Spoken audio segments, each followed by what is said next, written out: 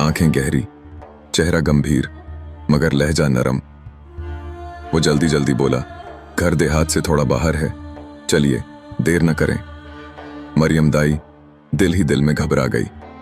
रात गहरी, रास्ता सुनसान और यह आदमी भी अनजान। मगर उसने सारी उम्र यही सोच रखी थी कि जिसके पेट में बच्चा हो उसके घर का दरवाजा कभी खाली नहीं छोड़ना चाहिए। वो बिस्मिल्लाह पढ़कर उसके साथ चल पड़ी। गांव के आखिरी घर से आगे निकलते ही अंधेरा और बढ़ गया। पेड़ों के साए लंबे होकर जमीन पर अजीब आकृतियां बनाने लगे। मरियम को लगा झाड़ी में कोई आंख झांक रही हो। वो दिल में कुरान की छोटी छोटी सूरतें पढ़ती जाती। एक पल पर रुकी तो उसे महसूस हुआ कि इस आदमी के कदमों की आवाज जमीन पर कम, हवा में ज्यादा गूंज रही है। उसका दिल कांप उठा। ख्याल आया, कहीं यह इंसान न हो।